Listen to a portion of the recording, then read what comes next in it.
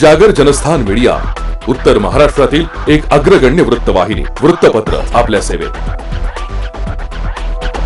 सांस्कृतिक, शैक्षणिक, सहकार, कृषी, कला, क्रीडा सर्वच क्षेत्रातील घटकांचा न्याय हक्कासाठी, जनजागृतीसाठी आम्ही घेऊन येत आहोत जागर जनस्थान ही आपल्या हक्काची वृत्तवाहिनी, वृत्तपत्र। Social media, print media, electronic media अशा सर्व माध्यमातून पोहोचवणार सर्वसामान्यांचा आवाज। उत्तर महाराष्ट्रातील जनतेच्या हक्काची एकमेव वृत्तवाहिनी जागर जनस्थान। जागर जनतेचा, जनतेसाठी सर्वसामान्यांच्या हक्काचा आवाज, जागर जनस्थान। नमस्कार, न्यूज बुलेटिन मध्ये मी नयना सनांचे आपलं स्वागत करते। आपण घेतोय दिवसभरातील ठळक घडामोडींचा सविस्तर आढावा। महाविकास आघाडीच्या वतीने भारत बंदला संमिश्र प्रतिसाद मिळालाय। नाशिक रोड इथल्या बिटको चौकामध्ये महाविकास आघाडीच्या सर्वपक्षीय नेते आणि पदाधिकारी, कार्यकर्त्यांनी आणि आमदारांनी उपस्थित राहून केंद्र सरकारच्या विरोधात जोरदार घोषणाबाजी केली आहे। यावेळी केंद्र सरकारच्या विरोधात जोरदार घोषणाबाजी करण्यात आली आहे। केंद्र सरकारनं कोरोना महामारीमुळे लागू करण्यात आलेल्या लॉकडाऊनच्या काळात शेतकऱ्यांनी कोणतीही मागणी केलेली नसतानाही 3 शेती विरोधी कायदे केलेत। या कायद्यामुळे शेतकऱ्यांना असणारे कायद्याचं संरक्षण नष्ट होऊन शेती व्यवसाय पूर्णपणे बड्या भांडवलदारांच्या ताब्यात जाऊन शेतकरी उद्ध्वस्त होणार आहे। या नवीन कायद्यामुळे व्यापारी शेतकऱ्यांकडून खरेदी करताना त्याला जुन्या कायद्याप्रमाणे किमान आधारभूत किंमत देण्याची आवश्यकता नसल्यानं तो शेतकऱ्याकडून कमी दरानं माल घेऊन सामान्य ग्राहकांना जादा दरानं विकून अधिक नफा कमावणार आहे। त्यामुळे शेतकरी आणि सामान्य ग्राहक यांची मोठी फसवणूक होणार आहे। शेतकऱ्यांना संरक्षण देत असलेल्या शासकीय बाजार समिती नष्ट करण्यासाठी खासगी व्यापार केंद्र सुरू होतील। त्यामुळेच केंद्र सरकारच्या या कॉर्पोरेट आणि शेतकरी विरोधी धोरणांच्या विरोधात पंजाब, हरियाणा आणि राजस्थानमधील शेतकऱ्यांनी दिल्लीत जोरदार आंदोलन सुरू केलंय। या शेतकऱ्यांबरोबर चर्चा करण्याऐवजी केंद्र सरकार त्यांच्यावर पोलीस बळाचा वापर करून आंदोलन दडपण्याचा प्रयत्न करतंय। शेतकरी मात्र आपल्या मागण्यांवर ठाम आहे। त्याच पार्श्वभूमीवर 8 डिसेंबर रोजी भारत बंदची हाक देण्यात आली आणि याला नाशिकमध्ये देखील चांगला प्रतिसाद मिळाला।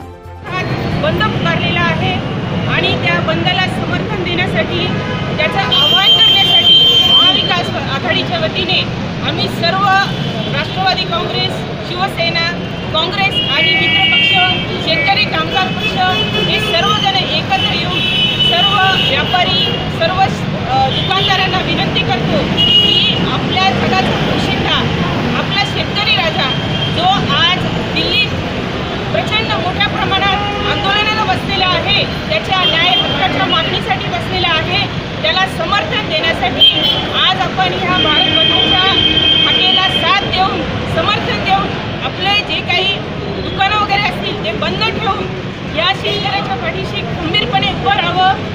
आपण बघितलेलं आहे की जगामध्ये कोरोनासारख्या महामारीचा जेव्हा हा आक्रोश सुरू आहे, त्यात सर्वजण सुरक्षित आपापल्या घरी बसलेले होते, पण परंतु एकच घटक काम करत होता, तो होता माझा शेतकरी राजा। तो आपल्या बांधावर उन्हातान्हात, थंडी वाऱ्यात, पावसात हा काम करत होता आणि आज आपण बघितलेलं आहे की शेतकऱ्यांची काय दशा त्या दिल्लीमध्ये केली जात आहे। त्यांच्यावर प्रचंड थंडीच्या माऱ्यामध्ये पाण्याचे फवारे मारत आहेत, लाठीचा चार्ज करत आहेत, धुराचे गोळे फेकले जात आहेत। या प्रसंगी आमदार सरोज अहिरे, दत्ता गायकवाड, निवृत्ती अरिंगळे, मनोहर कोरडे, जगदीश पवार, राजीव टर्ले, सुधाकर जाधव, विक्रम कोठुळे, सोमनाथ बोराडे, वैशाली दानी, नियामत शेख, शानू निकम, वसीम शेख आदींसह महाविकास आघाडीचे पदाधिकारी आणि कार्यकर्ते उपस्थित होते। जागर जनस्थानसाठी संदीप नवसे, नाशिक रोड। केंद्र सरकारनं 3 कृषी विधेयकं तयार केली आहेत। त्याच्या विरोधात दिल्लीमध्ये पंजाब आणि हरियाणा राज्यातील शेतकरी आंदोलन करतायत। या आंदोलनाला नवापूर सत्यशोधक शेतकरी सभेच्या वतीनं ही रॅली काढून पाठिंबा देण्यात आलाय। केंद्र सरकार दिल्लीत शेतकऱ्यांच्या मागण्या मान्य न करता दडपशाही पद्धतीनं आंदोलन थांबवण्याचा प्रयत्न करतंय। 8 डिसेंबर 2020 रोजी सत्यशोधक शेतकरी सभेच्या वतीनं रॅली काढण्यात आली। ही रॅली नवापूर, चिंचपाडा, विसरवाडी, खांडबार आणि नंदुरबार इथे काढून निदर्शनं करून जिल्हाधिकाऱ्यांना निवेदन देण्यात आलं। पंतप्रधान नरेंद्र मोदी यांच्यापर्यंत पोहोचवण्यात येईल। जोपर्यंत कृषी विधेयक रद्द केलं जात नाही तोपर्यंत सत्यशोधक शेतकरी सभा हे आंदोलन सुरूच ठेवणार आहे। दिल्ली या ठिकाणी 15 दिवसापासून शेतकऱ्यांनी जे आंदोलन पुकारलेले, ज्या केंद्र सरकारने कृषी विधेयक जे तीन तयार केलेले ते एक हुकुमशाहीकडे नेणारे कायदे आहेत. त्या कायद्यांच्या विरोधात पंजाब आणि हरियाणा येथील शेतकऱ्याने दिल्ली या ठिकाणी धरणे आंदोलन सुरू केलेले आहे. तर त्या शेतकऱ्यांवर केंद्र सरकार, मोदी सरकार हे कधी आतंकवादी म्हणतात, कधी नक्षलवादी म्हणतात, कधी खलिस्तानवादी म्हणून आंदोलन दडपण्याचा प्रयत्न केला जात आहे. तर त्यामुळे सत्यशोधक शेतकरी सभेतर्फे तीव्र निषेध व्यक्त करून आज दिनांक 8/12/2020 रोजी नवापूर या ठिकाणी मोटरसायकल आणि जीपच्या रॅली काढून डॉक्टर बाबासाहेब आंबेडकर पुतळ्याला फुलहार करून आज नंदुरबार या ठिकाणी आम्ही आंदोलन करण्यासाठी जात आहोत. तिथं नंदुरबार शहरात रॅली काढून आंदोलन करण्यात येईल आणि कलेक्टर साहेबांना निवेदन देण्यात येणार आहे. कारण की मोदी सरकारने जे तयार केलेले 3 कृषी विधेयक जे आहेत ते शेतकऱ्यांच्या मुळावर आलेले आहेत. कारण की ऑलरेडी या केंद्र सरकार आणि महाराष्ट्र सरकारचे कायदा आहेत, त्या कायद्यानुसार सरकारी खरेदी केंद्र आहेत. शेतकऱ्यांच्या मालाला योग्य भाव मिळाला पाहिजे यासाठी जे कायदे आहेत त्या कायद्यांची सुद्धा अंमलबजावणी केली जात नाही आणि ते केली जात नाही. आणि आता मोदी सरकारने ते 3 कायदे तयार केलेले आहेत. त्या कायद्यामुळे कॉर्पोरेट ज्या कंपन्या आहेत त्या कॉर्पोरेट कंपन्या आमच्या आदिवासी असेल किंवा शेतकऱ्यांच्या जमिनी गिळकून करणार आहेत. मोदी सरकारला असं वाटत आहे की शेतकऱ्यांना शेती करता. जागर जनस्थानसाठी सागर राजपूत, नवापूर. तर पाहूया पिंपळनेरमध्ये काय परिस्थिती आहे. केंद्र सरकारनं आणलेल्या नव्या कायद्याच्या विरोधात शेतकऱ्यांनी दिल्ली इथे आंदोलन सुरू केलंय. त्या विरोधात 8 डिसेंबर रोजी भारत बंदची हाक देण्यात आली आणि त्याला पिंपळनेर शहरामध्ये देखील संमिश्र प्रतिसाद मिळालाय. महाविकास आघाडीच्या वतीनं शहरातून मोटरसायकल रॅली काढण्यात आली. तर सकाळी 11:30 वाजता विविध संघटनांच्या वतीनं सामोडे चौफुलीवर घोषणाबाजी करण्यात आली आणि अप्पर तहसीलदार आणि पोलीस प्रशासनाला निवेदन देण्यात आलं. दिल्ली इथे सुरू असलेल्या आंदोलनाला पाठिंबा देण्यासाठी पुकारण्यात आलेल्या भारत बंदला पिंपळनेरात संमिश्र प्रतिसाद मिळालाय. सत्यशोधक ग्रामीण कष्टकरी सभा, जय आदिवासी युवा शक्ती, एकलव्य आदिवासी भील संघटना, एकलव्य आदिवासी युवक संग्राम परिषद, आदिवासी एकता परिषद, क्रांतीसेना, शेतकरी आघाडी पक्ष आदी संघटनांचा पाठिंबा या बंदला देण्यात आलाय. तर महाविकास आघाडीच्या काँग्रेस, राष्ट्रवादी काँग्रेस, किसान काँग्रेस आणि शिवसेनेच्या वतीनं पिंपळनेर अप्पर तहसीलदार प्रशासनाला निवेदन देण्यात आलंय. यावेळी केंद्र सरकारच्या विरोधात जोरदार घोषणाबाजी करण्यात आली आहे. कृषी आंदोलनाच्या समर्थनार्थ उपबाजार समिती देखील बंद असल्यानं बाजार समितीत शुकशुकाट पाहायला मिळाला. तर मुख्य बाजारपेठेसह बसस्थानक परिसर, सटाणा रोड आदी ठिकाणी संमिश्र प्रतिसाद मिळालाय. मात्र भाजप आणि शेतकरी संघटनांच्या वतीनं या बंदला विरोध करण्यात आलाय. अनेक व्यावसायिकांनी स्वयंस्फूर्तीनं आपली दुकानं सुरू ठेवली आहे. बंद दरम्यान कोणताही अनुचित प्रकार घडू नये यासाठी शहरात ठिकठिकाणी चोख पोलीस बंदोबस्त तैनात करण्यात आलाय. 3 विधेयक कृषी संबंधी जे पास केलेले आहेत लोकसभेमध्ये, राज्यसभेमध्ये कायद्यात रूपांतर केलेले आहेत त्याला शेतकरी संघटनेचा पूर्ण पाठिंबा आहे.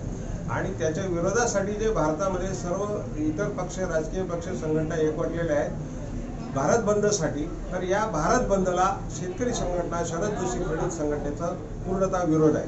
त्याचं कारण असं आहे की हे जर विधेयक आज जर सरकारच्या या सगळ्याच्या दबावामुळे जर माघार घेतली, रद्द केले तर येत्या 50 वर्षात कोणतंही सरकार, कोणतंही पक्ष हे बिलं आणण्याचं धाडस करणार नाही. म्हणून हे बिलं राहिली पाहिजे. त्याच्यामध्ये फार झालं तर आम्ही सुधारणा सुचवू इच्छितो. त्याच्यामध्ये पहिलं असं आहे की जो न्यायदानाची पद्धत आहे, जर तक्रार आली तर त्याच्यामध्ये ट्रिब्युनल असावं. त्याच्यानंतर एपीएमसी मध्ये काही जे भ्रष्टाचार असेल तर तो दुरुस्त व्हावा. ह्या सुधारणा आम्हाला अपेक्षित आहेत. आणि दुसरी गोष्ट अशी की जे सगळ्यात जीवाचं आमचं महत्वाचं जे बिल आहे, अत्यावश्यक वस्तू कायद्यामधून शेतीमाल जो वगळलेला आहे तो तात्पुरता नको तर तो कायमचा वगळला जावा आणि त्याच्यावर निर्यात बंदी हा विषय कधीही येऊ नये. जसं आज कांद्याची निर्यात बंदी झालेली अशी पळवाट या सरकारने ठेवू नये ही आमची आग्रहाची विनंती राहील. त्याचबरोबर या विधेयकामध्ये न्यायदान कॉन्ट्रॅक्ट म्हणजे जे मल्टीनॅशनल कंपन्या येणार आहेत यांची जी तक्रार आहे की मल्टीनॅशनल कंपन्या यांनी जो बागुलबो उभा केलेला आहे, मल्टीनॅशनल कंपन्या येतील आणि हा देश विकत घेतील. मला असं सांगा की स्कोडाच्या कंपन्या आहेत, इतर सगळ्या इलेक्ट्रॉनिक मधल्या कंपन्या आहेत, ते तिथं तुम्हाला मल्टीनॅशनल कंपन्या चालतात खुले अर्थ सुरू. आणि शेतीमालामध्ये जर मल्टीनॅशनल कंपन्या आल्या तर तो काही देश भारत काही उडून घेऊन जातील का, पळून घेऊन जातील का?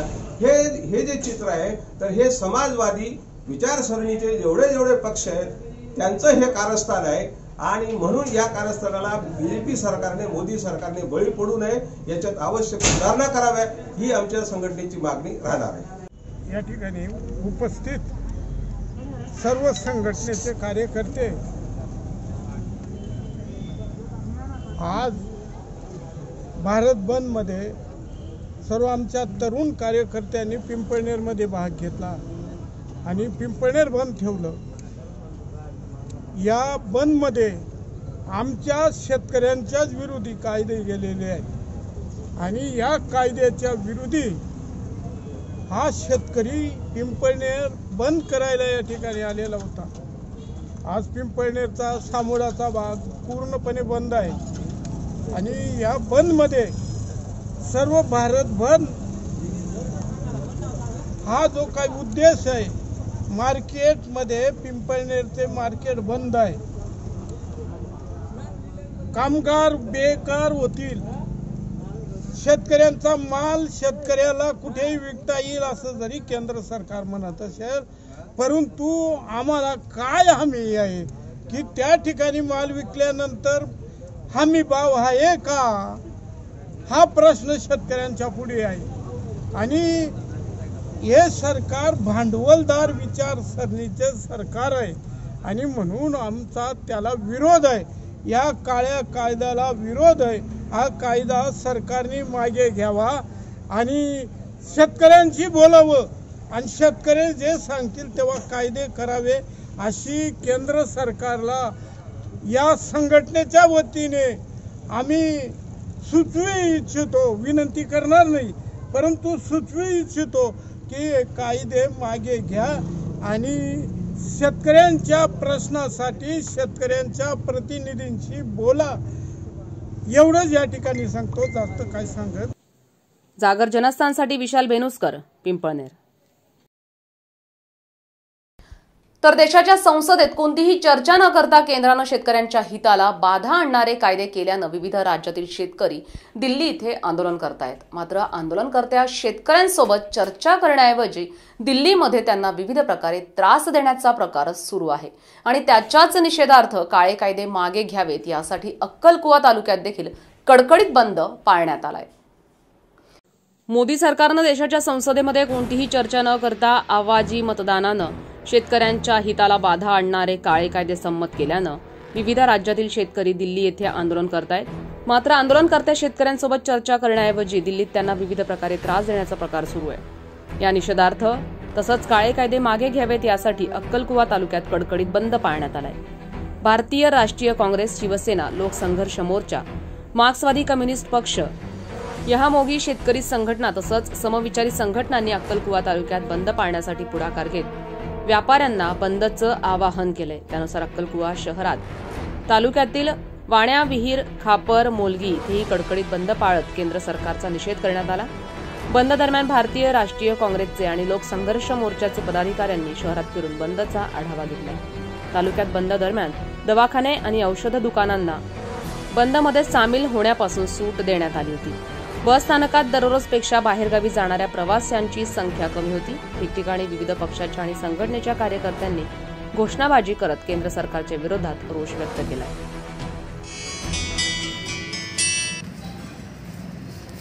मी रमेश नाईक, तालुका अध्यक्ष लोकसंघर्ष मोर्चा।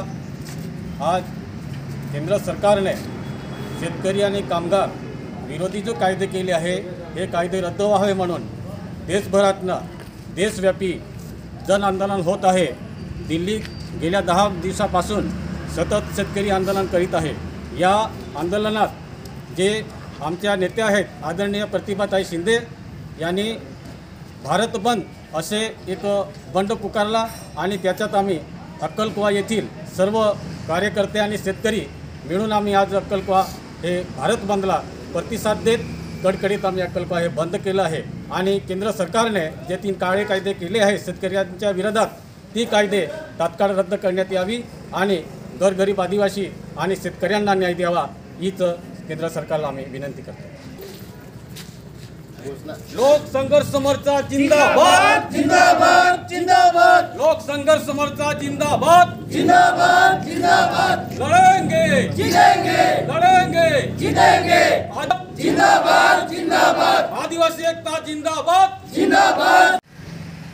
केंद्र सरकारने कुठल्याही चर्चेविना संसदेमध्ये जे शेतकऱ्यांविरोधी कायदे पारित केले त्याच्या निषेधासाठी आज अक्कलकुवा तालुका काँग्रेस कमिटीच्या वतीने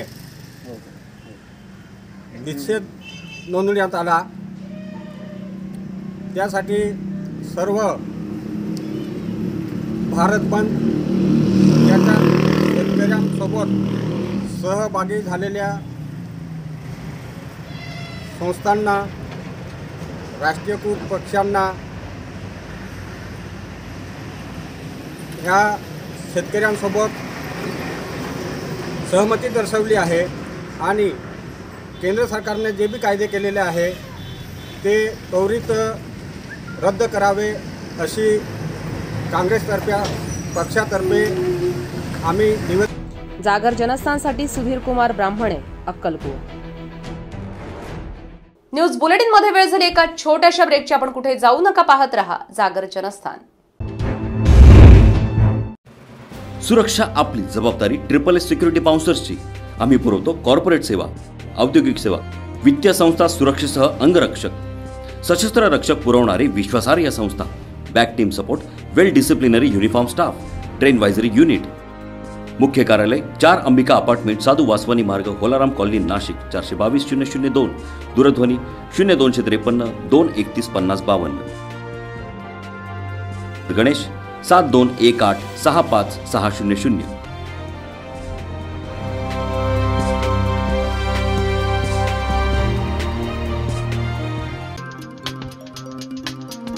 यश टायर्स, नाशिक जिल्ह्यातील एकमेव car service station. The power of team work म्हणजेच यश टायर्स। आमच्याकडे दिला जाणाऱ्या services: tyre alignment and balancing services, all brand new tyre services, oil change and refill services, batteries installation services, ceramic coating services, interior sanitising and washing services, window film services and all types of car service फक्त Yash tyre मध्येच। उत्तर महाराष्ट्रातील एकमेव विश्वसनीय car service म्हणजे आपल्या हक्काचे यश tyre. एकदा या आणि खात्री करून जा, आपल्या स्वागतासाठी सज्ज आहे Yash tyres. Yash tyres, shop number 123 Samnani Centurium, near curry leaves hotel, opposite passport office, Shikrewadi, Nashik. Nashik road 422101। Mobile 9881507215, 9370606643, 9766635211।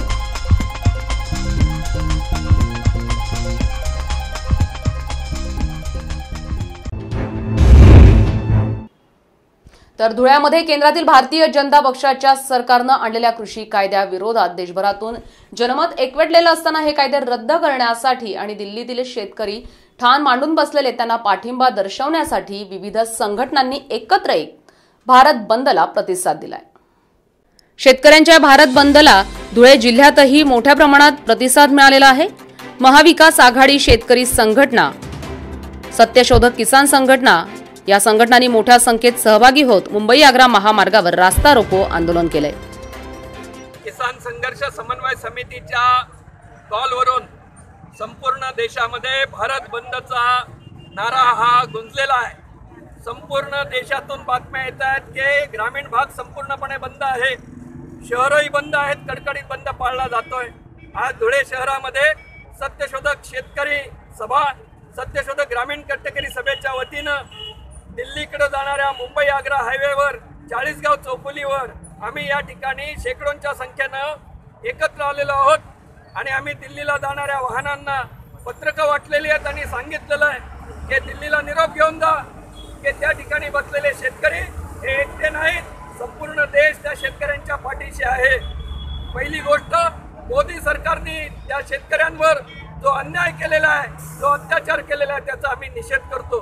Number 2, हमी भावाचा कायदा हा अंमलात आला पाहिजे आणि हमीभावापेक्षा कमी भावानं शेतमाल खरेदी करणाऱ्या व्यापारी आणि कंपन्यांवर कारवाई झाली पाहिजे. कंत्राटी शेतीचा कायदा रद्द झाला पाहिजे आणि आवश्यक वस्तू संशोधन कायद्यामध्ये बदल झाले पाहिजेत. साठेबाजीवर नियंत्रण आलं पाहिजे. अन्न सुरक्षाही राहिली पाहिजे. या प्रकारच्या मागण्या घेऊन या ठिकाणी सत्यशोधक शेतकरी सभा, सत्यशोधक ग्रामीण कष्टकरी सभा आज रतनभाऊ सोनवणे आणि कॉम्रेड सुरेश मोरे, कॉम्रेड प्रकाश सोनवणे यांच्या नेतृत्वाखाली आम्ही या ठिकाणी आंदोलन करत आहोत. पंजाब, हरियाणा, उत्तर प्रदेशच्या दिल्लीमध्ये बसलेल्या शेतकऱ्यांना आम्ही सहानुभूती प्रकट करत आहोत. त्यांना पाठिंबा देत आहोत. त्यांच्या मागण्यांचं समर्थन करत आहोत. आणि जर वेळ पडली तर आम्ही सुद्धा दिल्लीच्या दिशेनं कूच केल्याशिवाय राहणार नाही. हे या सरकारने लक्षात घ्यावं. मोदी सरकारचा धिक्कार करतो आणि नव्या कायद्यांमध्ये दुरुस्त्या करून ते रद्द करून शेतकरी हिताचे कायदे करावेत अशा प्रकारची मागणी सत्यशोधक शेतकरी सभेच्या वतीने आम्ही या ठिकाणी करत आहोत. सत्य की जय. भारत देशामध्ये फक्त भारतीय जनता पार्टी एक सोडलं तर सगळे राजकीय आणि घटक पक्ष, संघटना हे सगळे एकत्रित आलेले हे बळीराजाला न्याय देण्याकरता. दिवंगत पंतप्रधानांनी नारा दिला होता, जय जवान आणि जय किसान. या हरामखोर मोदीच्या देशामध्ये, याच्या राज्यामध्ये या 6 वर्षामध्ये सगळ्यात जास्त जर जवान आणि किसान यांनीच आत्महत्या केलेली आहे. हा फेको फक्त वेळेवर वेळ काढू पुरता बोलतो आणि एकही गोष्ट मनमानी पद्धतीने. अरे ज्या मोगलांनी 750 वर्ष राज्य केलं होतं त्यांनी एवढा अनागोदी काम केला नाही. ही हऱ्याची जोडी, ही दोघं बैल जोडी, तो शाह आणि हा मोदी मनमानी पद्धतीने या 135 कोटी लोकांना वेठीस धरायचं काम करताय. आणि हे शेतकऱ्यांचं जे विरोधातलं जे बिल आणलेलं आहे हे बिल यांनी तात्काळ रद्द करावं. यांना जरी मगरुरी असेल की ईव्हीएमच्या जीवावर आम्ही, अरे पण माणसं ईव्हीएम वर चालणार नाही. तुमच्या दोघांच्या ढुंगणावर लात मारल्याशिवाय ही महाराष्ट्राची जनता देखील स्वस्थ बसणार नाही. ईव्हीएमची पैदास जशी ते आपण फार्म मध्ये बघतो ना, काकरेल बायलर जसे ते मशीनचे ते पैदावार, हे सगळे साले ईव्हीएमची पैदावार या सत्तेत बसलेली आहे. यालाच आमचा विरोध आहे. आणि या मोदीला जर खरंच इतकं वाटतंय की 135 कोटी लोकांचा मी पोशिंदा आहे तर येणाऱ्या निवडणुकीमध्ये ईव्हीएम बाजूला ठेवून ये. अरे गांडो, तेव्हा 2 आले होते, आता 2 सुद्धा येणार नाही. हे आम्ही तुम्हाला या ठिकाणी खरे सच्चे भारतीय सांगतो. आणि त्याचबरोबर माझी ओळख कट्टर हिंदुत्ववादी कार्यकर्ता आहे. मी शिवसैनिक, मी आजकालचा नाहीये. मी 45 वर्षापासून मुमेराम आणि बगल में नथुरामांच्या अवलादांना जीवा यांचा धडा शिकवायचा आहे. जागर जनस्थानसाठी नागिंद मोरे, धुळे. तर इकडे शिरपूरमध्ये काय परिस्थिती आपण पाहूया. केंद्र सरकारनं पारित केलेल्या कृषी कायद्याच्या विरोधात शिरपुरात महाविकास आघाडी, किसान महासभा, प्रहार जनशक्ती पक्ष आणि मित्र पक्षाच्या वतीनं मोर्चाचं आयोजन करण्यात आलं होतं. शिरपूर बस स्थानक ते प्रांत कार्यालयापर्यंत पायी मोर्चाने प्रांताधिकाऱ्यांना निवेदन देण्यात आलंय. शिरपूरला सकाळपासूनच मुख्य बाजारपेठ काही वेळेसाठी बंद ठेवण्यात आली होती. मोर्चानंतर बाजारपेठ पूर्ववत सुरू झाल्याचं दिसलंय. मोर्चात सर्वपक्षीय पदाधिकारी सहभागी झाले होते. धुळ्याचे माजी आमदार अनिल गोटे यांनी केंद्र सरकारवर घणाघात करत शेतकरी विरोधी सरकार असल्याचा आरोपही केलाय. प्रांताधिकाऱ्यांना निवेदन दिल्यानंतर पत्रकारांशी संवाद साधताना मात्र माजी आमदार अनिल गोटे यांना अचानक भुवळ आली. काही वेळ त्यांना अस्वस्थता जाणवत होती. परंतु डॉक्टर जितेंद्र ठाकूर यांनी तपासणी केल्यानंतर त्यांना वाहनात बसवून धुळ्यात नेण्यात आलंय. या सरकारने अक्षरशः देशाचं वाटोळ चालवलेलं आहे आणि रोज खोटं बोलणं याशिवाय त्यांना दुसरा काही कार्यक्रम राहिलेला नाही. पहिल्यांदा सांगितलं 15 लाख रुपये तुमच्या खात्यात येणार आहेत, 15 नवे पैसे आले नाही. मग म्हणाले दरवर्षी 2 कोटी लोकांना नोकऱ्या देऊ. फक्त दोघांना नोकऱ्या लागल्या, शाह आणि मोदी. बढिया. आणि सगळी ढोंगबाजी आहे. नरेंद्र मोदी हे काही त्याग बीक करत नाही, मस्त ऐशीमध्ये राहतात. 18-18, 20-20 लाखाचे सूड घालतात. दिवसातून 4 वेळा कपडे बदलतात, हा काही आपल्या गरीब देशाचा प्रतिनिधी होऊ शकत नाही. उदाहरणार्थ BSNL आहे. जागर जनस्थानसाठी राहुल पाटील, शिरपूर. आज आपण आलेलो आहोत जळगाव जिल्ह्याच्या चाळीसगाव शहरामध्ये. खरं तर एका शहराची ओळख त्याच्या विकासापासून तर त्याच्या इथल्या असणाऱ्या स्थानिक मुद्द्यांवरती प्रलंबित असते.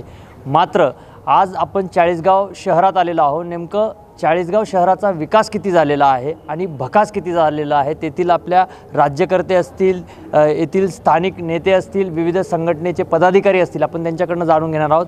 सुरुवातीला सर, गेल्या अनेक वर्षांपासनं चाळीसगावमध्ये मोठ्या प्रमाणात विकास कामं दाखवली गेली किंवा येथील प्रशासन असेल, लोकप्रतिनिधी असेल, यांच्याकडनं वारंवार विकास कामाचा गवगवा केला गेला.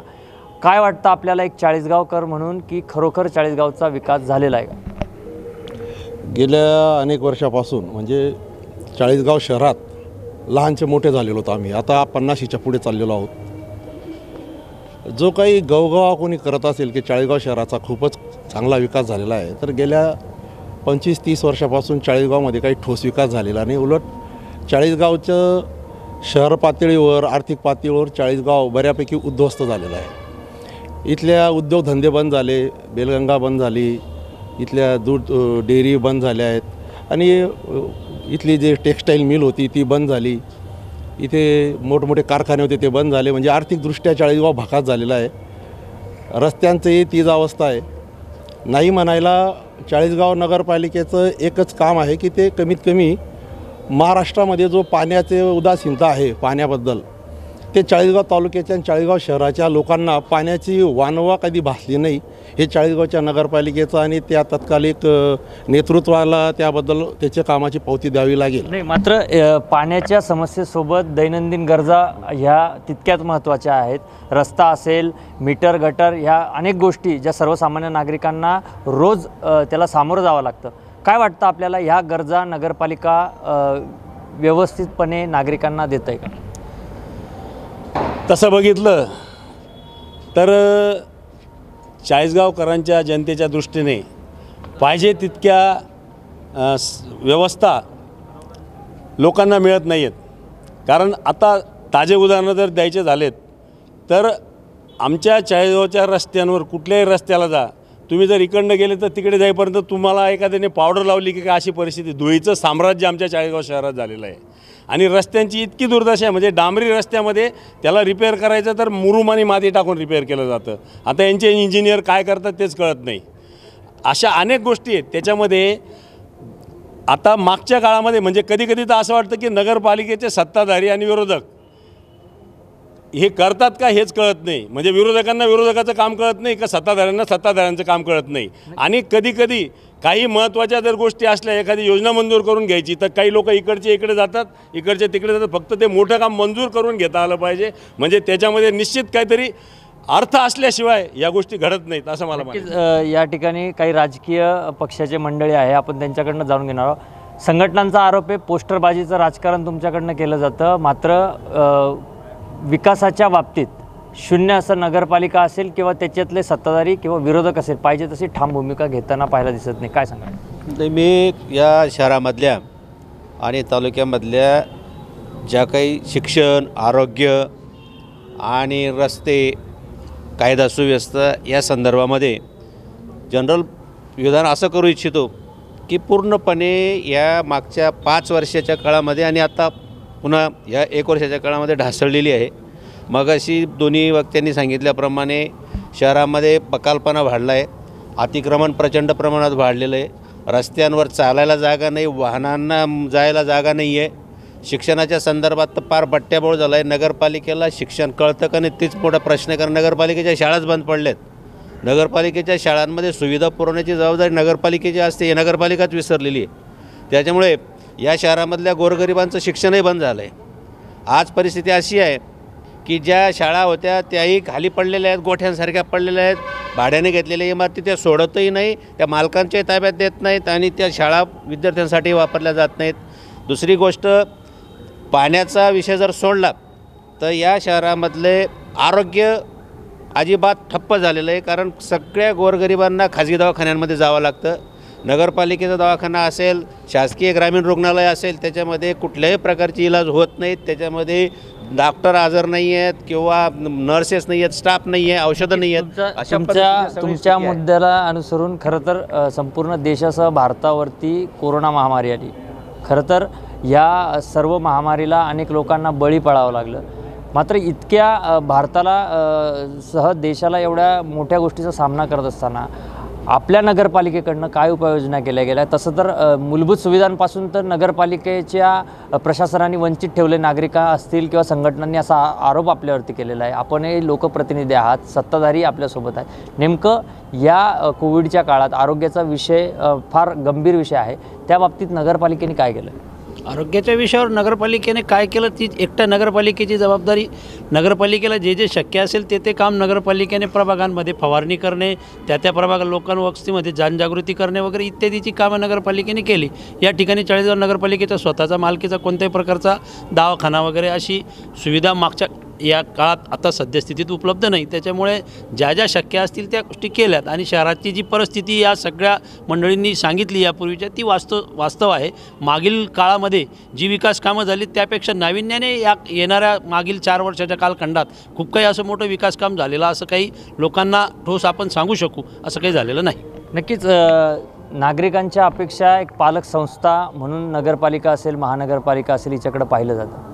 किती सुविधा तुमच्या पालक संस्थेकडनं नागरिकांना दिल्या जातात? नगरपालिकेकडनं पाण्याची सुविधा अतिशय चांगल्या प्रकारची आहे. दिवाबत्तीच्या काही गोष्टी झालेल्या आहेत, मात्र रस्ते असतील, गटारे असतील, याच्या बाबतीत थोडासा निष्काळजीपणा चाललेला आहे. त्या दुरुस्तीसाठी चाललं आहे. नक्कीच खरं तर आता आपल्याकडं ह्या सर्व प्रश्नांचा बळीमार आपल्याकडे आहे. आपण सत्ताधारी आहात. आपलं ढम्म प्रशासनाचा आरोप आपल्यावरती ठेवला जातो आहे. आपण विकास कामं करत नाही. नेमकं याच्या मागची सत्यता काय आहे किंवा यांच्या प्रश्नांची उत्तर आपल्याकडे काय? बरं, निश्चितपणाने सगळ्यात आधी जागर जनस्थानने आम्हाला या मंचावर बोलण्याची संधी दिली म्हणून मी मनापासून तुमचे आभारी आहोत. आणि ज्या पद्धतीने शहराच्या बाबतीत सांगितलं गेलं, मग शहर विकास आघाडीचे नगरसेवक असतील, आपल्या शिक्षण संस्थेचे पदाधिकारी असतील, त्यांनी सांगितलं. मी ठामपणे सगळ्यांना सांगू इच्छितो की मागच्या 40 वर्षात चाळीसगाव शहराचा जेवढा विकास किंवा चाळीसगाव शहरासाठी निधी आला नाही तेवढा निधी ह्या 4 वर्षात चाळीसगाव शहरासाठी भारतीय जनता पार्टीच्या मागच्या कार्यकाळात आलेला आहे. मग त्यात ट्रामा केअर सेंटरसारखं जिल्ह्यात अद्ययावत ट्रामा केअर सेंटर आहे. त्यात आपण चाळीसगाव शहरातल्या पाणी पुरवठ्याच्या पूर्ण शहराच्या पुढील 50 वर्षाचा अभ्यास करून 68 कोटीची योजना राबवलेली आहे. त्यानंतर भूमिगत गटारीसाठी आता प्रस्तावित पहिला टप्पा 68 कोटीचा पास होऊन पुढील 92 कोटीचा टप्पा पुढच्या टप्प्यात आहे. असे अनेक कामं जे शहरात सांगण्यासारखे आहेत असे कामं झालेले आहेत.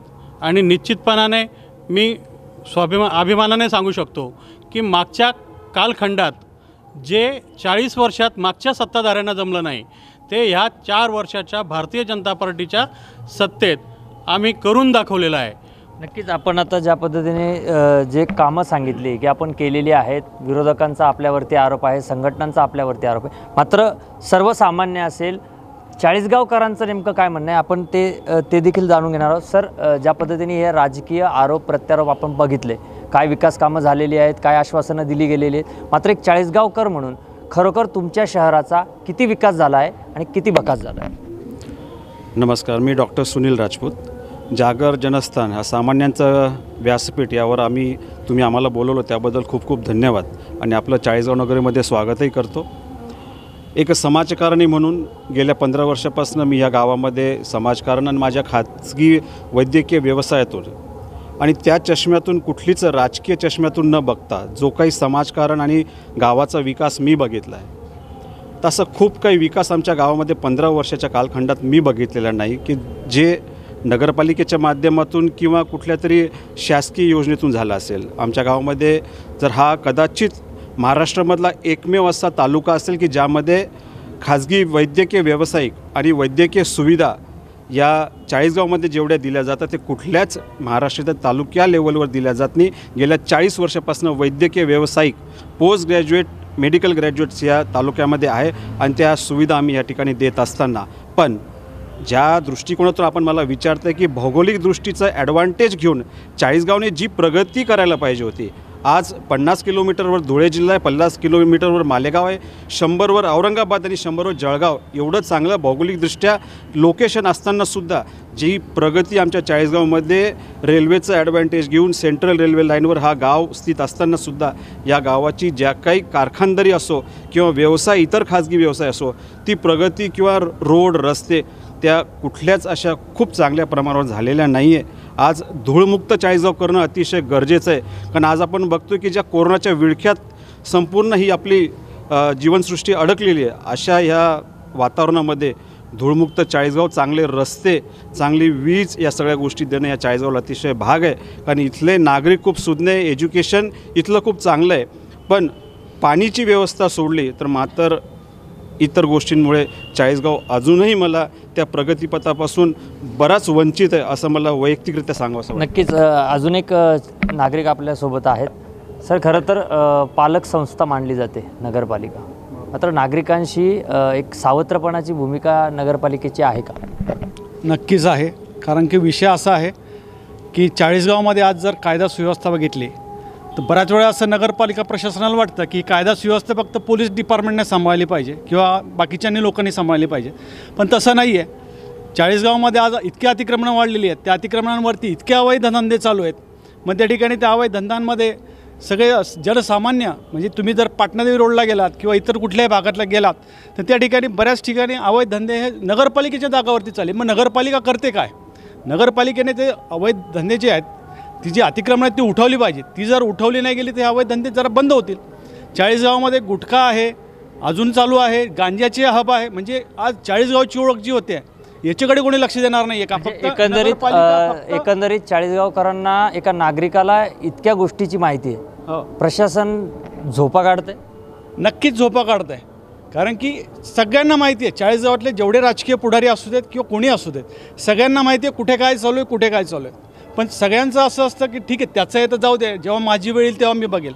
असा हा जो विषय आहे, हा प्रत्येक राजकारण्याने किंवा प्रत्येक कोणी नगरसेवक असू देत, नाही तर लोकप्रतिनिधी असू देत, यांनी हा विषय गांभीर्याने घेतला पाहिजे.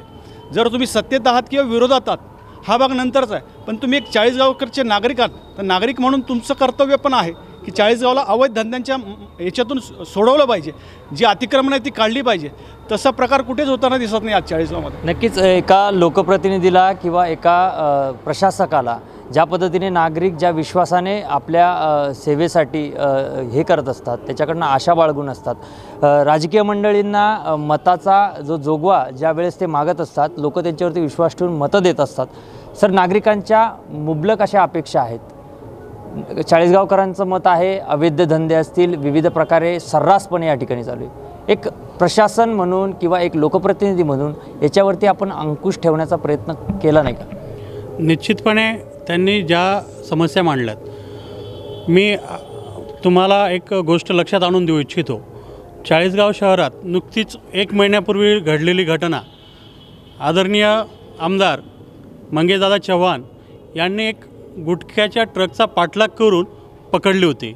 यातून हे निश्चितपणाने आजचे लोकप्रतिनिधी कोणत्या पद्धतीने काम करतात हे मला सांगायला नको. नाही, तुम्ही ज्या पद्धतीने आमदारांचा उल्लेख केला ज्यांनी ट्रक पकडला, मात्र तुमच्या शहरात सर्रासपणे विक्री आहे त्याच्यावरती अंकुश नाही ठेवला.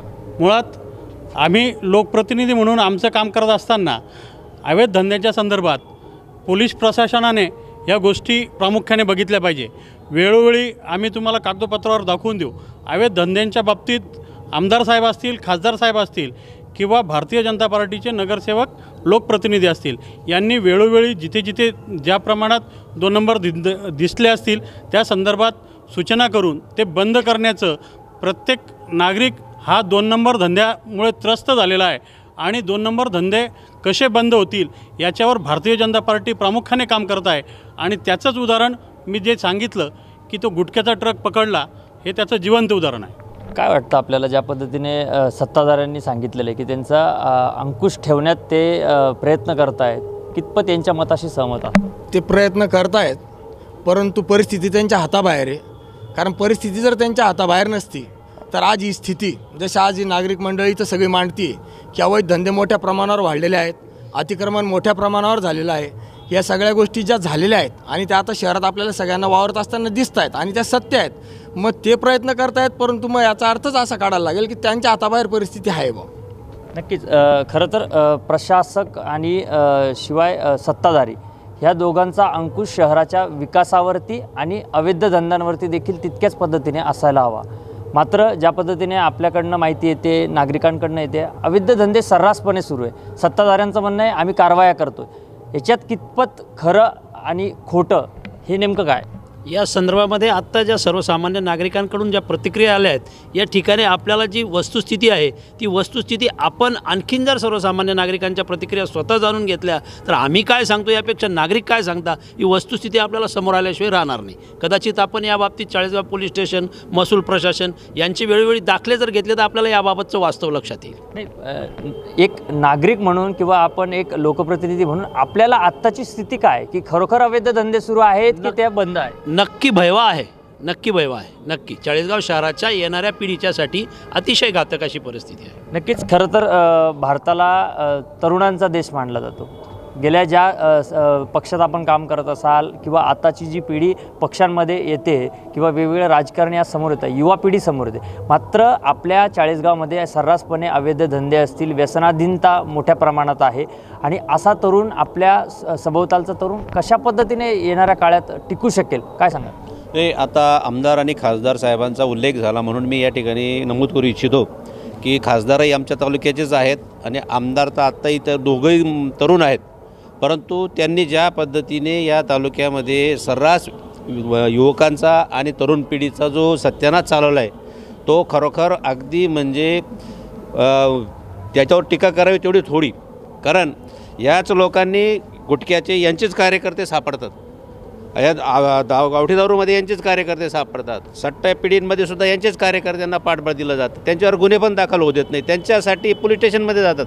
जरी आमदार साहेबांनी गुटखा पकडून दिला परंतु गुटखा ज्याचा पकडला तो त्यांचाच कार्यकर्ता आहे, तो त्याच्यावर आज काय कारवाई झाली त्याची आज कुठं बातमीसुद्धा नाही आहे. त्या गुटख्याचं काय झालं तेही आज कळलेलं नाही आहे. आणि या दोन्ही लोकांनी मागच्या काळामध्ये ज्या कमिटमेंट केल्या किंवा ज्या आश्वासनं दिली होती, ज्या आश्वासनावरती निवडून आले, त्या आश्वासनाची आजपर्यंत कुठेही पूर्तता झाली नाही. कारण ग्रामीण भागामध्ये जिल्हा परिषदेचे सदस्य यांचे जे असतात भाजपाचे, पण जिल्हा परिषदेच्या सदस्यांनी साध्या गावांमध्ये पाण्याची व्यवस्था नाही आहे. गावातल्या गल्ल्या अगदी अतिक्रमणाने भरलेल्या आहेत.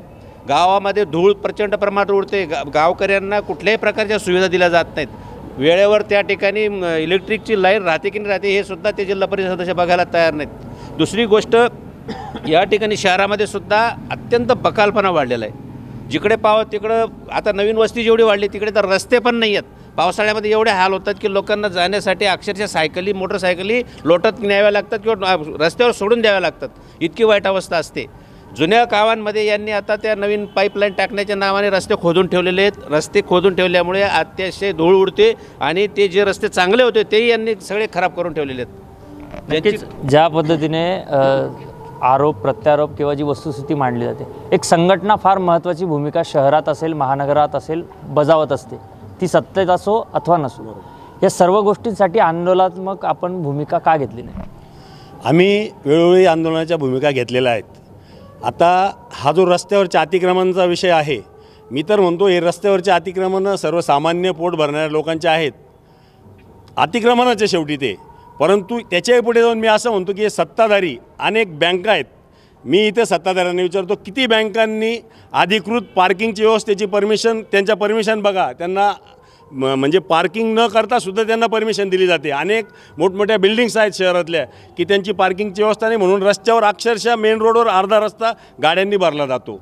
असे कितीतरी कॉम्प्लेक्स आहेत तिथं पाहिजे तशी पार्किंगची व्यवस्था नाही आहे, त्यांना परवानग्या दिलेल्या आहेत.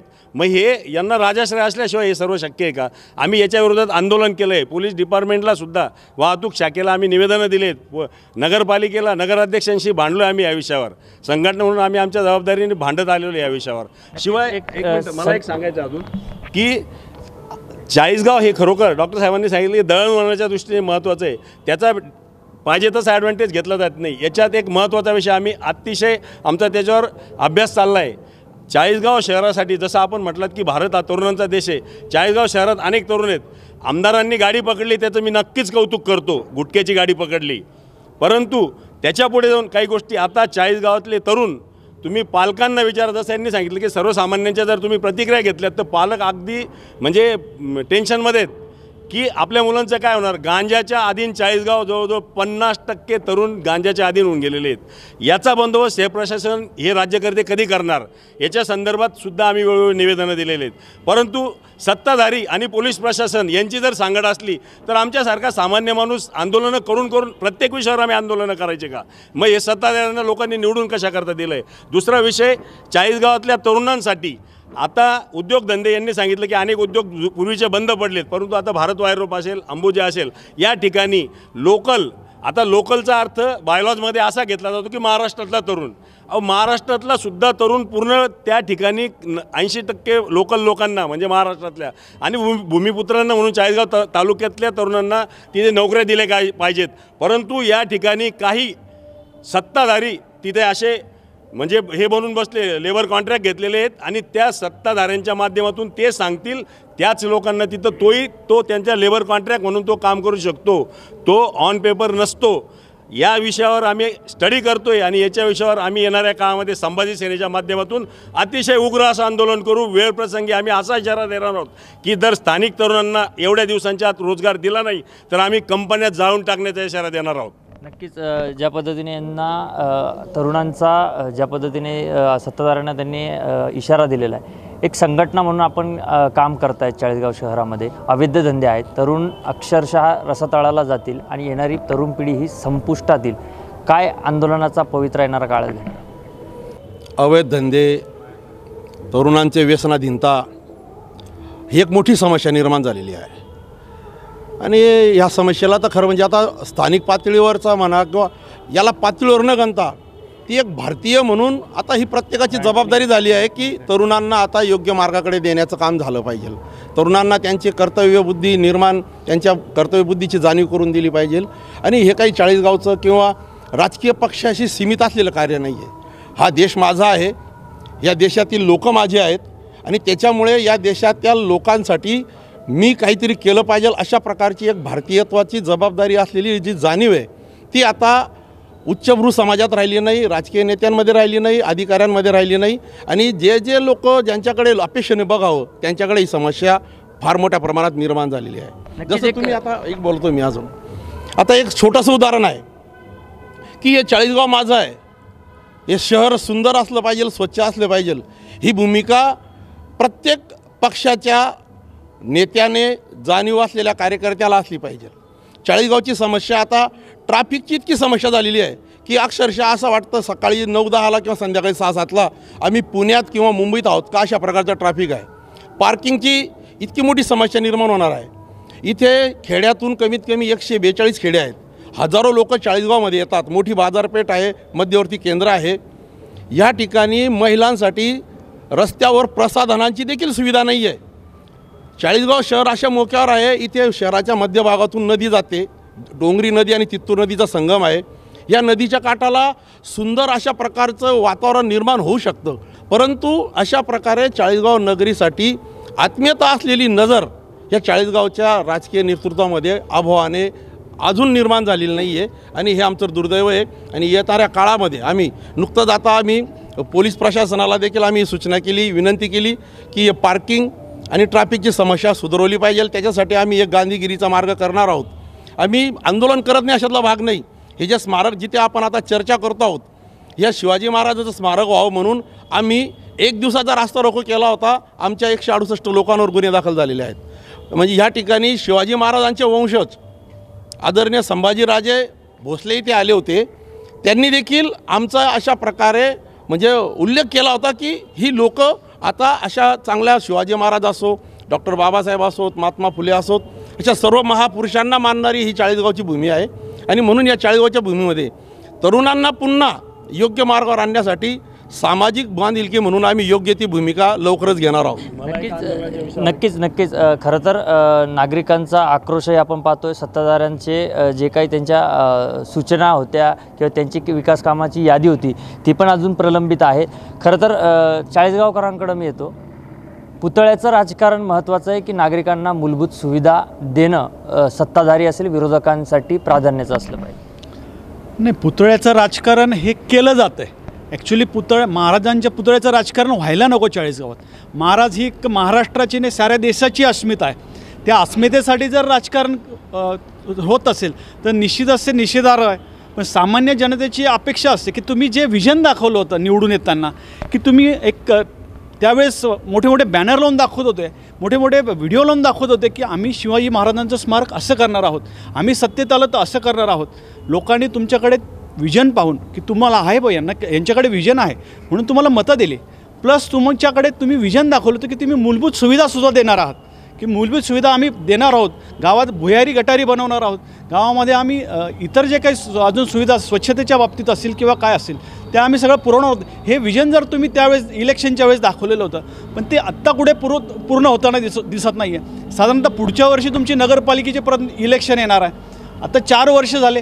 4 वर्षामध्ये आम्ही फक्त महाराजांचं अजून पुतळ्याचं दर्शन चाळीसगावकरांना होत नाही आहे. चाळीसगावांच्या मूलभूत सुविधांचं दर्शन होत नाही आहे. मग ज्या एकंदरीत सगळं तुमचं व्हिजन पाहून जर तुम्हाला सत्ताधारी असताना त्यांना जर मतदान चाळीसगावकरांनी केलेलं होतं तर निश्चितच ते कुठंच पूर्ण झालेलं दिसत नाही आहे. नक्कीच सर, ज्या पद्धतीने शिवाजी महाराज जर म्हटले तर संपूर्ण देशाचं महाराष्ट्राचं एक आराध्य दैवत मानलं जातं, तरुणांचं एक ऊर्जा मानलं जातं.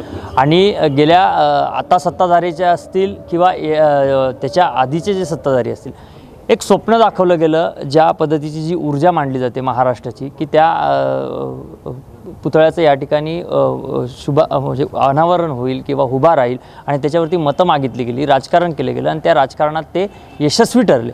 मात्र अद्यापही पुतळा चाळीसगाव शहरात उभा राहू शकला नाही. याच्या मागचं राजकारण आहे की राजकीय मंडळींची उदासीनता?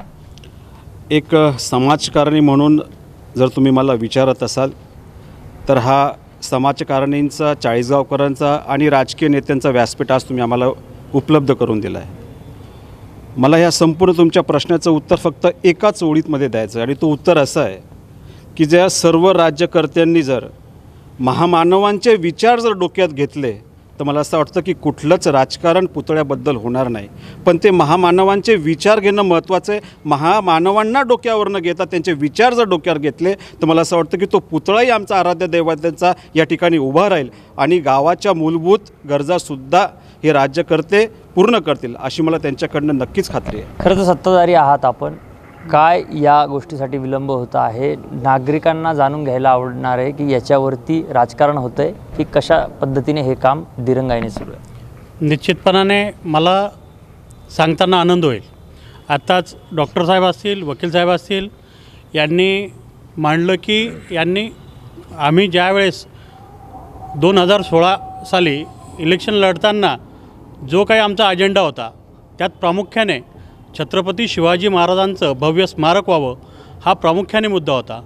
त्यात दुसरे जे मुद्दे होते ते सुद्धा आज भुयारी गटर असेल, पाणीपुरवठा योजना असेल, हे आज अस्तित्वात आहे आणि त्याचं पूर्णत्वासकडे वाटचाल चालू आहे.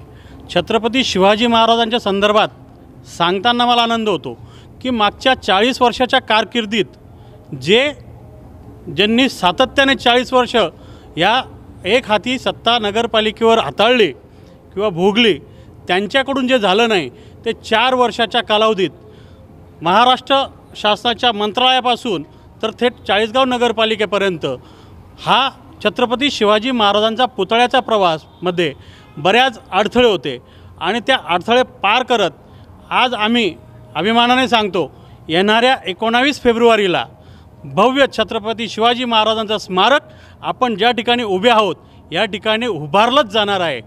नुसतंच तुम्ही जर आता हे बघितलं की आपण ज्या ठिकाणी आता उभा आहोत ही शिवसृष्टी हे उभारण्याचं सुद्धा स्वप्न हे शिवस्मारकाबरोबर आपलं पूर्णत्वास होतं आहे.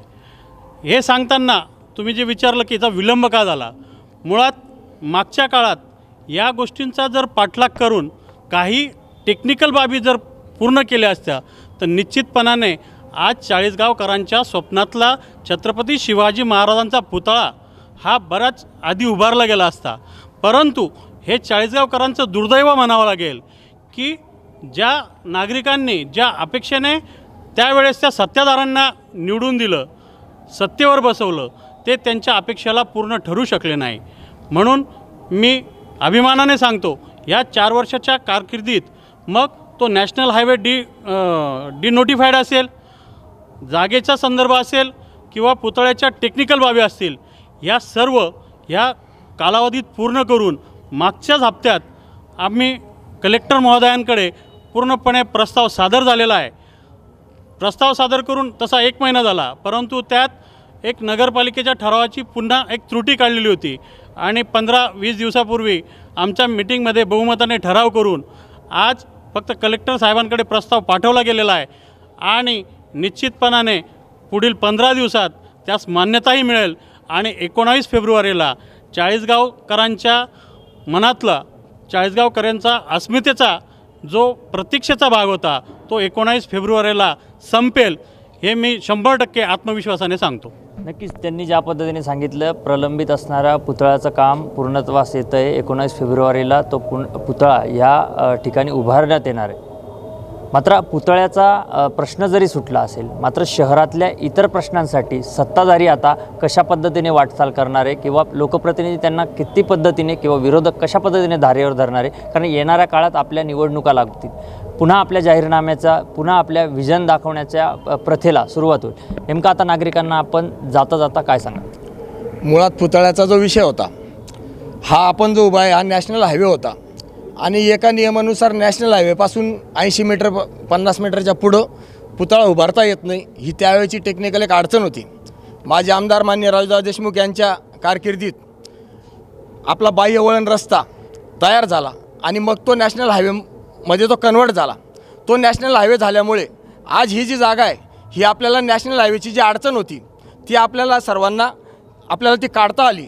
त्याच्यामुळं आम्ही सर्व सत्ताधारी, विरोधक, अपक्ष सर्वांनी मिळून सर्वानुमते पुतळ्याचे ठराव पूर्वीच्या काळात केलेले होते. नंतर आता परत जे नवीन ठराव लागले ते सर्व लोकांनी आम्ही सर्वानुमताने मंजूर केले. ते काही बहुमताने एकट्या त्यांच्या किंवा एकट्या आमच्या म्हणण्यानुसार नाही झाले, ते सर्व बहुमताने मंजूर झालेले.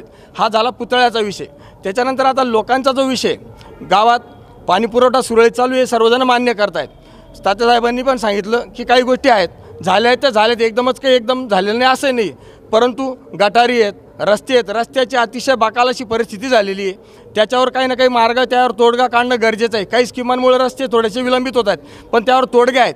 ते काढण्यासाठी एक इच्छाशक्ती लागणार आहे आणि तिची आता इथून पुढं सर्वांनाच गरज ठेवावी लागणार आहे. कारण पुढच्या जास्तीत जास्त 9-10 महिन्याच्या आत आज जनतेच्या समोर जायचं आहे.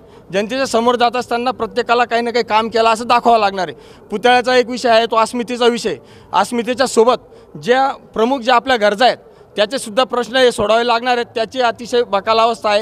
ही सत्य परिस्थिती आम्ही मान्य केली किंवा नाही केली तरी ती जनतेला दिसते, जनता ती भोगती आहे. त्याच्यामुळे त्याच्यावर बोलण्यापेक्षा आता त्यात सुधारणा कशी करता येईल आणि चांगलं काय त्याच्यातून निष्पन्न करता येईल हाच महत्त्वाचा विषय राहणार आहे. आरोग्याचा जो विषय होता, पूर्वी नगरपालिकेच्या खर्चातून आपण आपला दवाखाना चालवत होतो, आता काही नियमानुसार तो ग्रामीणकडे वळता झाला.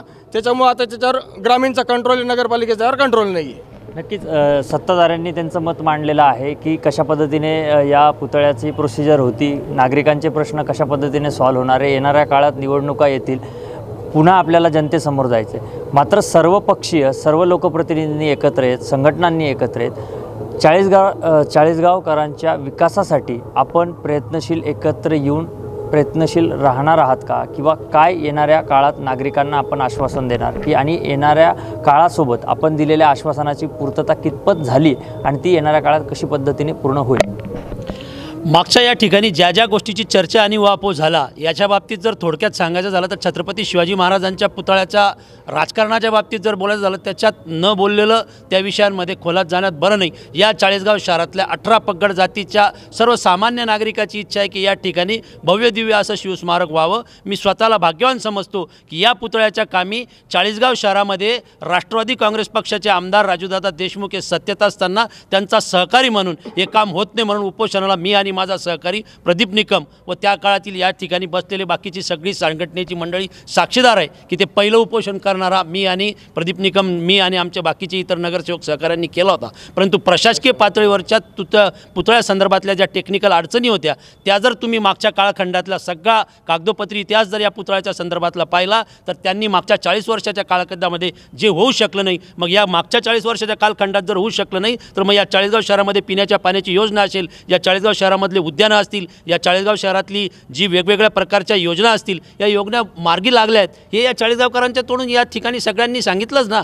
मग हे त्या सगळ्यांचा फरक आहे. राहिला येणाऱ्या काळामध्ये लोकांच्या समोर जाण्याची समस्या या चाळीसगावकरांनी उघड्या डोळ्यांनी मागच्या कालखंडामध्ये ज्या ज्या काही गोष्टी झाल्यात त्या त्यांनी पाहिलेल्या आहेत. एक सुजाण चाळीसगाव करून म्हणून ते ठरवतील की आम्ही कोणत्या सोबत जायचं आहे. मी या चाळीसगाव शहरातला एक सुजाण नागरिक, लोकनेते अनिलदादा देशमुख शहर विकास आघाडीचा प्रतिनिधी या नात्याने तुमच्या समोर बोलत असताना एवढंच आश्वस्त करतो की येणाऱ्या काळामध्ये आम्ही विरोधाला विरोध म्हणून चाळीसगाव नगरपालिकेत काम केलं नाही. ज्या गोष्टी दुरापास्त असतील, ज्या गोष्टी कायद्याच्या दृष्टिकोनातून चुकीच्या असतील त्याला विरोध केलेला आहे आणि चांगल्या कामाच्यासाठी कायम सोबत राहिलो आहोत. आणि येणाऱ्या काळात सुद्धा चाळीसगावकरांच्या हिताचे जे जे निर्णय असतील त्याच्यासाठी आम्ही सोबत आहेत. मात्र चुकीच्या जर गोष्टी असतील तर त्याला नक्की विरोध आहे. नक्कीच ज्या पद्धतीने आज आपण विरोधात आहात चाळीसगाव नगरपालिकेमध्ये, येणाऱ्या काळात जनतेने आपल्याला पुन्हा सत्ताधारी म्हणून समोर आणलं तर कशा पद्धतीचे विकास कामं आणि ज्या आपल्या कार्यकाळात प्रलंबित विकास कामं होते त्यांची पूर्तता सत्ताधाऱ्यांचं म्हणणं आहे त्या पूर्तता करून ती विकास कामं आम्ही पुढं नेली, ती आता नेली की प्रलंबित आहेत की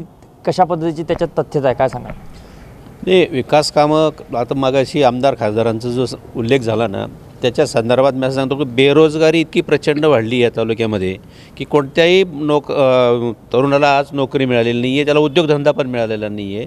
दुसरी गोष्ट, स्मारकाच्या संदर्भात जे राजकारण होतं आहे, आता स्मारकाचा हा एवढा ढाचा उभा आहे आणि शेजारी आमदारांनी आता एक इमारत बांधलेली आहे, 40,000 स्क्वेअर फुटाची इमारत अवघ्या 3 महिन्यात उभी राहू शकते आणि एवढा ढाचा उभा राहायला 1.5 वर्ष लागलं आहे.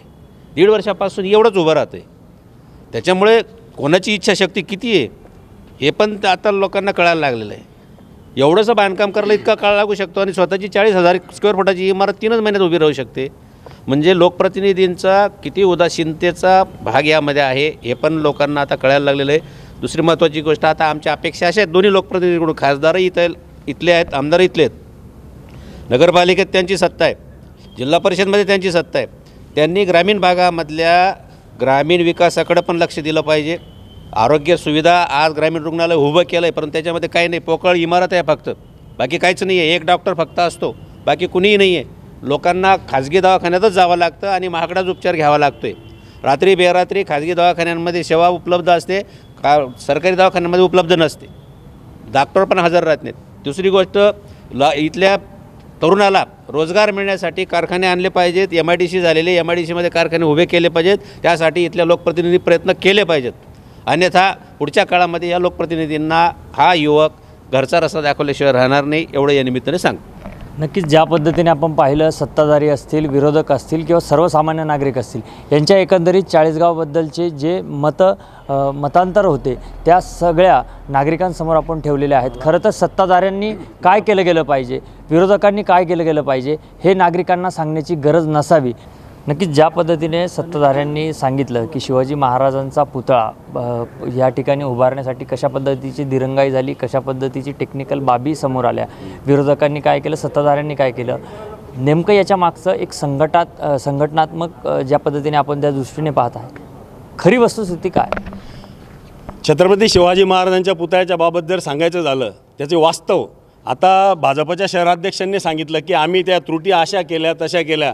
मी इथे यांच्यासमोर सांगतो आणि सर्व जनतेला माहिती आहे, सर्व चाळीसगाव तालुकावासियांना माहिती आहे, सर्व शिवप्रेमींना माहिती आहे, या ठिकाणी आम्ही सलग 21 दिवस याच ठिकाणी मोठं उपोषण केलं होतं संभाजी सेनेच्या माध्यमातून. त्यानंतर आम्ही वेळोवेळी वेगवेगळे इशारे दिलेत. 21 कार्यकर्त्यांनी आम्ही ते अंगावर राखेल ओतून घेतलं, 1 वेळा नव्हे तर 2 वेळा.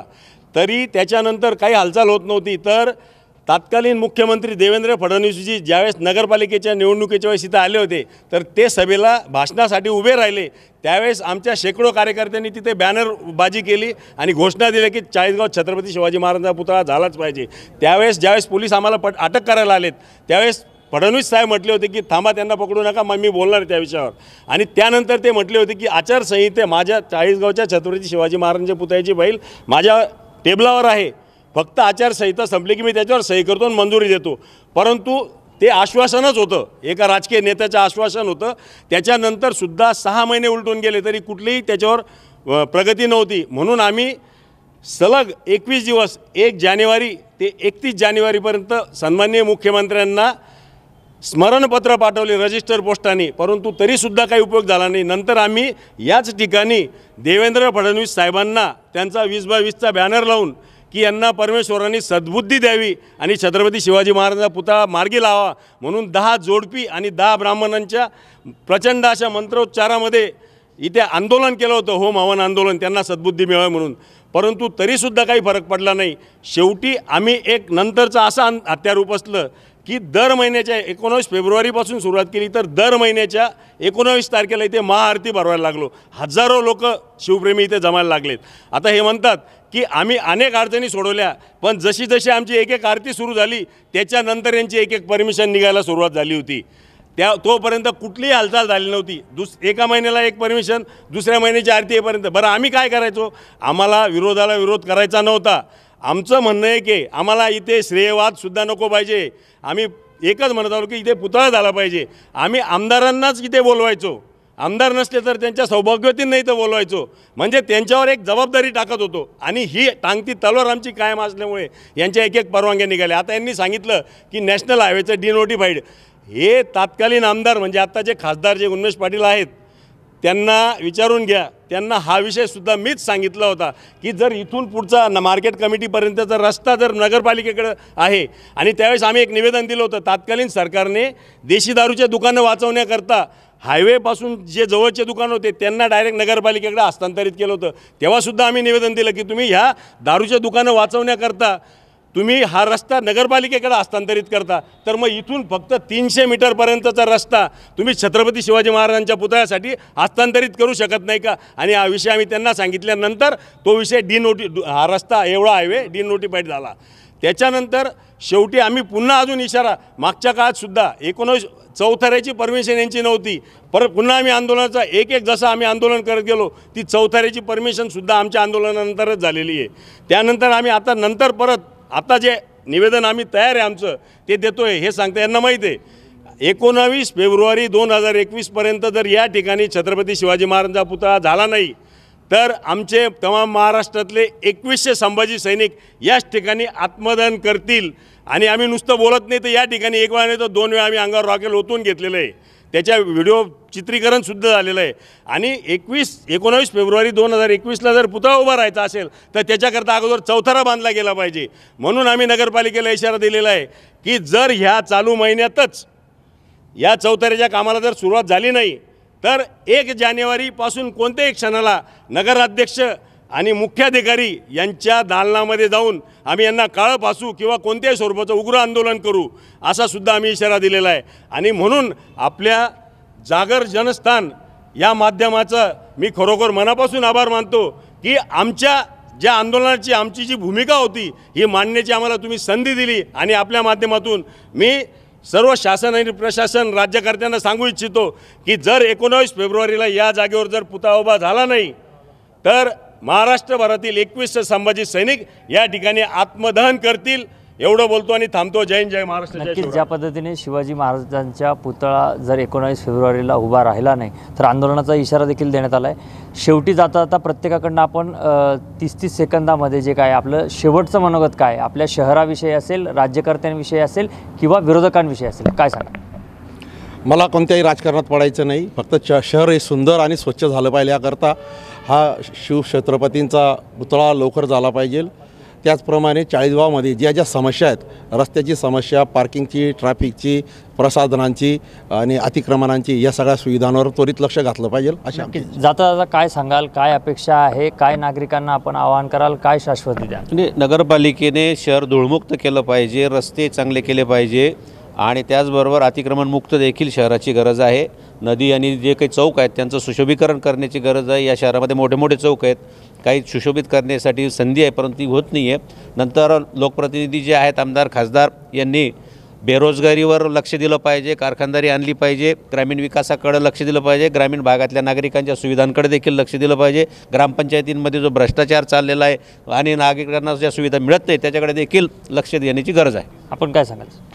या ठिकाणी ज्या ज्या समस्यांचा उहापोह झाला तुर्तास 1 वर्षभराच्या कालखंडामध्ये सत्ताधाऱ्यांनी कसोशीने का होईना त्या पूर्ण करण्याचा प्रयत्न करावा. त्या योग्य असतील तर सजग विरोधक म्हणून त्यांना नक्की सहकार्य करू, चुकीच्या असतील तर त्यांना विरोध करू, परंतु चाळीसगावातील तमाम त्रस्त नागरिकांना त्यांच्या वेगवेगळ्या प्रकारच्या त्रासातून मुक्त करावं आणि छत्रपती शिवाजी महाराजांचा पूर्णाकृती पुतळा ज्याचं या तमाम चाळीसगावकरांच्या मनातलं स्वप्न आहे तो लवकरात लवकर त्यांनी दिलेल्या आश्वासनाप्रमाणे 19 फेब्रुवारीला या ठिकाणी सर्वांच्या साक्षीने उभारला जावा. या ठिकाणी ज्यांनी ज्यांनी आंदोलनं केली, ज्यांच्या आंदोलनकर्त्यांच्या ज्यांनी भावना बोलून दाखवल्या ते वस्तुस्थिती आणि रास्ता आहेत. येणाऱ्या काळामध्ये पुतळ्याच्या कामी ज्या गोष्टी सहकार्य लागेल त्या गोष्टीमध्ये राजकारण न करता आम्ही सर्वजण राजकारणाच्या चपला काढून त्या विषयावर एकत्र आहोत आणि एकत्र काम करणार आहोत. फक्त आणि फक्त पुतळा झाला पाहिजे. नक्कीच काय अधिक सांगाल आपण की नागरिकांना काय दिलासा द्याल, संघटनेंना असेल, पक्षांना असेल किंवा सत्ताधारी आणि विरोधक म्हणून काय नेमकं आपली भूमिका असेल?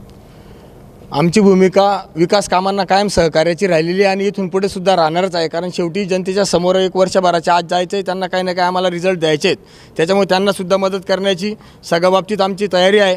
आजपर्यंत करत आलेला पुतळ्याच्या बाबतीतसुद्धा पूर्णपणे मदत झालेली आहे. आता शासन युतीचं म्हणजे आघाडीचं बसलेलं आहे, तर त्याला आमच्या माजी आमदार रावजाव देशमुख यांनासुद्धा आम्ही आता सांगणार आहोत की बा तुम्हीसुद्धा थोडाफार या कारणात राज्य शासनाच्या स्तरावर जर कधी काही पेंडिंग असेल तर तिथून तुम्हीसुद्धा तुमची पॉवर वापरून मदत मिळवून 19 फेब्रुवारी 2021च्या आत पुतळा कसा लवकरात लवकर होईल, चबुतरा कसा उभारण्यात येईल याच्या संदर्भात तुम्ही लक्ष घालून काम करावं असं आम्ही आता त्यांना विनंती नक्की सत्ताधारी म्हणून आपल्याकडे आता फार जबाबदाऱ्या आहेत. अनेक लोकांच्या जे म्हणणं आहे ते आपण समजून घेतलेलं आहे. काय आश्वासन द्याल जातं? निश्चितपणाने आत्ता आघाडी सरकारमध्ये काँग्रेस असेल, राष्ट्रवादी असेल, त्या आमच्या सहकाऱ्यांनी त्यांच्या भावना मांडल्यात. परंतु म्हणजे करणी आणि कथनीमध्ये कसा फरक असतो याचं एक फक्त 30 सेकंदाचं उदाहरण देईल. जे आत्ता नानासाहेबांनी सांगितलं होतं की छत्रपती शिवाजी महाराजांचे वंशज संभाजी महाराज यांच्या हस्ते येथे भव्य भूमिपूजन झालं. जर तुम्ही सर्वात प्रथम जो प्रश्न विचारला होता की छत्रपती शिवाजी महाराजांच्या पुतळ्यासंदर्भात राजकारण कोण करतं, त्याचं जिवंत उदाहरण असं आहे की छत्रपती शिवाजी महाराजांचे वंशज इथे भूमिपूजनला आले असताना आम्ही सन्मानाने तो कार्यक्रम ठेवलेला होता. सन्मानाने शहरातल्या प्रत्येक घटकाला आमंत्रित केलेलं होतं. परंतु ह्या चाळीसगावकरांचं दुर्दैव, त्यांनी जे शहर विकास आघाडीचे नगरसेवक निवडून दिले त्यापैकी एकही नगरसेवक त्या कार्यक्रमाला उपस्थित राहू शकले नाही. यावरून चाळीसगाव जनतेने हे ओळखावं की छत्रपती शिवाजी महाराजांचं राजकारण कोणी केलं. ते एकीकडे सांगतात की आमचा कुठल्याही विकासाला विरोध नसतो, विकासाला आम्ही सोबत असतो. जर यांचा विकासाला विरोध नसतो तर मागचीच आत्ताच जे 1 वर्षापासून 308मध्ये प्रलंबित असलेले जे भुयारी गटारचं प्रकरण होतं यांच्या वकिलामार्फत कलेक्टरकडे काय भूमिका मांडली ही कागदोपत्री आपण बघू शकतात. ही आम्ही सांगितल्याने खरी किंवा खोटी ठरणार नाही. जसं खलाने साहेबांनी सांगितलं की एका प्रायव्हेट प्रॉपर्टीचं आणि याचं उदाहरण दिलं. मी या माध्यमातून खलाने साहेबांना म्हणजे काँग्रेसचे प्रतिनिधी आणि राष्ट्रवादीच्या प्रतिनिधींना निश्चितपणाने सांगू शकतात, ज्या पद्धतीने तुम्ही 19 फेब्रुवारीपर्यंत पुतळा होण्याचं अपेक्षित धरतात किंवा हे करतात, राज्यात तुमचं सरकार आहे. परमिशन देण्यासाठी तुमच्या सरकाराचे अधिकारी सरकारात बसलेले आहेत. जर तुम्ही ठरवलं, जर तुम्ही तुमच्या सरकाराला सांगितलं तर निश्चित 19 फेब्रुवारीच्या आधीच हा पुतळा उभा राहू शकतो. परंतु भारतीय जनता पार्टीने आत्तापर्यंत जे काम केलं, निश्चितपणाने बापूसाहेबांनी जे सांगितलं त्यांनासुद्धा वेळोवेळी आंदोलन करावं लागलं, ही सत्यता नाकारता येणार नाही. परंतु मागच्या काळात बऱ्याच दिवसापासून प्रलंबित असलेले जेवढ्या गोष्टी होत्या त्या फक्त भारतीय जनता पार्टीने पूर्णत्व करण्यासाठी प्रयत्न केलेले आहे. आणि मी पुन्हा या माध्यमातून आवाहन करतो की विरोधी पक्षातले जे आत्ता इथे उपस्थित आहेत यांनी राज्य शासनाला सांगून लवकरात लवकर जे आत्ता आमचे मित्र पण म्हटलं की चबुतऱ्याची परमिशन मिळालेली आहे, अजून चबुतऱ्याची परमिशन मिळाली नाही. मी जे थोड्या वेळापूर्वी बोललो होतो की कलेक्टर साहेबांकडे जो प्रस्ताव पाठवलेला आहे तो कलेक्टर साहेबांकडे प्रस्ताव मंजूर झाल्यानंतर त्या चबुतऱ्याचं परमिशन मिळून त्याच्यानंतरच पुढची प्रक्रिया पार पडणार आहे. आणि आत्मविश्वासाने आणि निश्चित आमच्या सत्ताधाऱ्यांनी आत्तापर्यंत जो पाठलाग केला आहे, आमदार असतील, खासदार असतील, यांच्या प्रयत्नांना 19 फेब्रुवारीपर्यंत यश आल्याशिवाय राहणार नाही एवढं सांगतो आणि थांबतो. नक्कीच एक चाळीसगावकर म्हणून शेवटची आपली काय कमेंट असेल, काय अपेक्षा या सत्ताधाऱ्यांकडनं विरोधकांकडनं? एक चाळीसगावकर म्हणून जर तुम्ही विचारत असाल तर आम्हा चाळीसगावकरांना देण्याची सवय, घेण्याची सवय नाही आहे. आमच्या चाळीसगावची ओळख तुम्ही विचारली तर हिंदू मुस्लिम एकात्मतेचं प्रतीक पीर मुसा कादरी बाबांचं गाव म्हणजे चाळीसगाव, माणुसकीचा निर्जर झरा म्हणजे चाळीसगाव, आणि ह्या जगाला शून्य ज्यांनी दिलं हे भास्कराचार्यांचं गाव म्हणजे चाळीसगाव. ज्या वेळेस सकारात्मक विकासाचा प्रश्न येईल त्या वेळेस, मग तो चाळीसगाव तालुक्याचा असो किंवा चाळीसगाव शहराचा असो, मी एकच सांगू इच्छितो की ज्या वेळेस या विकासाचा मुद्दा येईल त्यावेळेस या सर्व राज्यकर्त्यांनी राजकारण विरहित समाजकारण डोक्यात घेऊन या तालुक्याचा आणि या शहराचा विकास साधावा, एवढीच या लोकांना मी विनंती करतो. सर, आपण काय खरं तर एक चाळीसगावकर म्हणून सांगायला असं वाटतं की जे काय आश्वासनं आत्तापर्यंत दिली असतील ती पूर्ण झाली का नाही झाली हे येणारा काळ सांगेल, आणि येत्या वर्षी जी काय निवडणूक येईल त्या निवडणुकीच्या काळातच कळेल की कोणी किती काम केलं होतं, कोणी नाही किती केलं होतं, ही जनता मतपेटूनच सांगेल.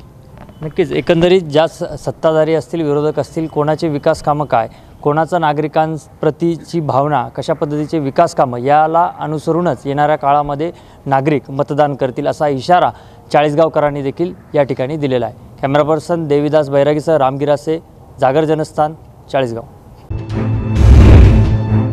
न्यूज बुलेटिनमध्ये वेळ झाली इथे थांबण्याची, मात्र आपण कुठे जाऊ नका, पाहत रहा जागर जनस्थान, सामान्यांच्या हक्काचं विचारपीठ.